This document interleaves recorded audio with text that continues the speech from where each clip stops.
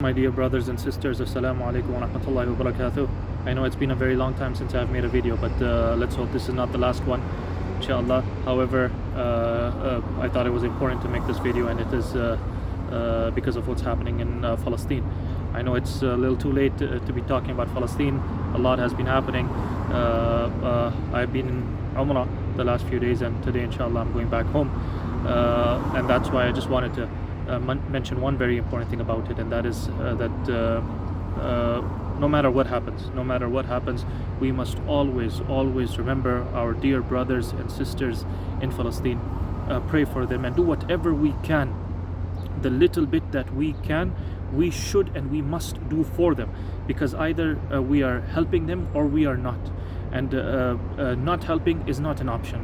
Either no matter which way you can, one should be helping.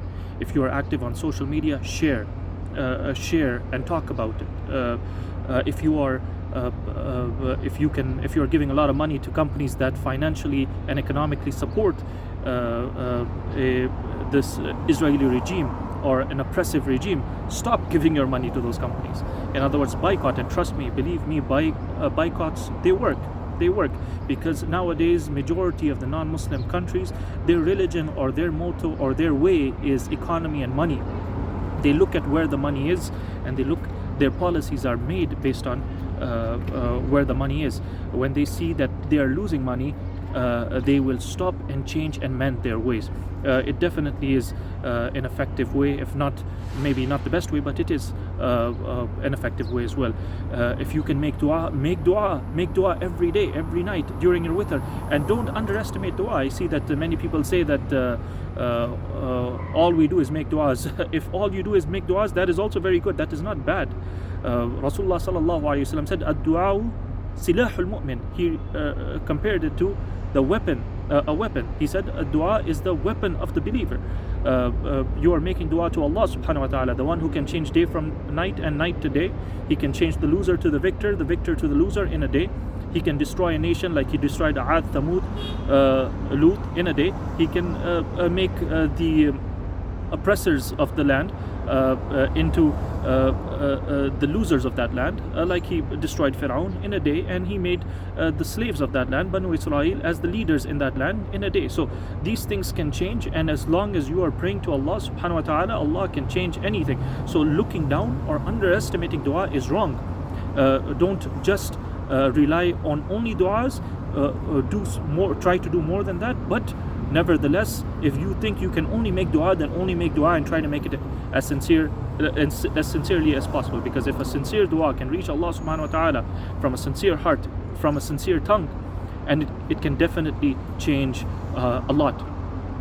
So do whatever you can, and don't underestimate anything that you do, for you will be answerable for your actions, what you did, not how much you contributed in the result. Results are not in my and your hands, but how much we do, how much we contribute, what we do, that is what we are answerable for. Allah subhanahu wa ta'ala will ask us that whether we did something or not, rather than thinking about what the result, that if I do anything, मैं अगर कुछ करूँ तो क्या होगा, क्या फ़र्क पड़ेगा, if I sit up or talk or I participate in a protest, it's just one person, you are not responsible for what's gonna change or what will not change. You are responsible for your actions, that whether you can answer tomorrow to Allah subhanahu wa ta'ala on, did you do something or not, not whether anything changed because of your action, but rather did you do something or not. Try to understand that you are not responsible for results, right? So don't think about consequences and results of your action, rather think about your action itself. Did you do something, or were you that something that you could easily do, did you do it? So that is what you are answerable about, and think about that.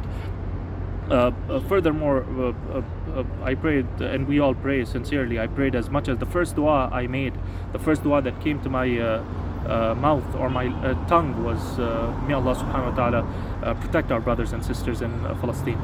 May Allah subhanahu wa ta'ala raise them raise them in the ranks in this dunya and in akhirah. May Allah subhanahu wa ta'ala protect our children, our elderly, our men, our women. May Allah subhanahu wa ta'ala make them victors. May Allah subhanahu wa ta'ala unite them, unite the hearts of the believers, unite the hearts of the or unite the Muslim nations, and make them take a strong stand and make it result into a strong action against aggressors and oppressors of this Israeli nation. And may Allah subhanahu wa ta'ala give the oppressors and aggressors of the Israeli nation what they deserve, just like He gave Ad, Thamud, and the nation of Lut what they deserve.